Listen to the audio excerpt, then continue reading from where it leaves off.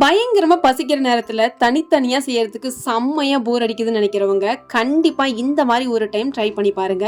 எல்லாருக்கும் ரொம்ப பிடிக்கும். இப்போ ட்ரெண்டிங்ல போயிட்டு இருக்க இந்த ரச சாப்பாடு தான். இதுக்கு ஒரு டம்ளர் அளவுக்கு நார்மலா நம்ம சாப்பாடு ரைஸும் 2 டீஸ்பூன் அளவுக்கு துவரம் பருப்பும் இதில் நல்லா ஆட் பண்ணி நல்லா வாஷ் பண்ணி ஊற வச்சுக்கலாம் ஒரு 20 மினிட்ஸ்க்கு. இது ஊறிட்டு இருக்க நேரத்தில் ஒரு சின்ன லெமன் சைஸ் அளவுக்கு புளி எடுத்து அதையுமே ஊற வச்சுக்கிறேன். இந்த சைடு நம்ம ரசத்துக்கு அரைக்கிற மாதிரி ஒரு சின்ன மிக்சி ஜாரில் சீரகம், மிளகு, 2 பச்சை மிளகாய், கொஞ்சமா உப்பு, ஒரு 2 பல்லு பூண்டு, ஒரு அரை டீஸ்பூன் அளவுக்கு முழு மல்லி எடுத்து இந்த மாதிரி கொரப்பா அரைச்சு வச்சுக்கலாம்.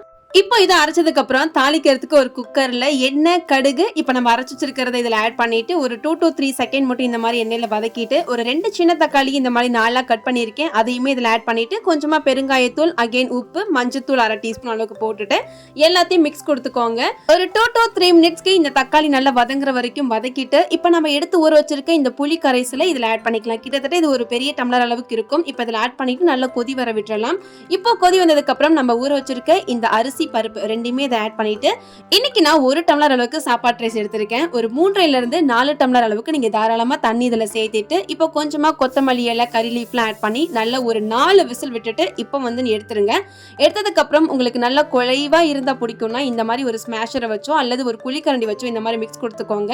இப்படி சாப்பிடும் போது தான் இதோட டேஸ்டே உங்களுக்கு தெரியும். அவ்வளவுதாங்க. இப்போ ஒரு 2 அப்பளம், கொஞ்சமா மிச்சர், காரா சேவெல்லாம் சைட்ல வச்சு சாப்பிட்டீங்கன்னா அப்படி ஒரு டேஸ்டா இருக்கும். ட்ரை பண்ணி பாருங்க. மறக்காம ஒரு சின்ன லைக் கொடுத்து ஃபாலோ பண்ணிக்கோங்க.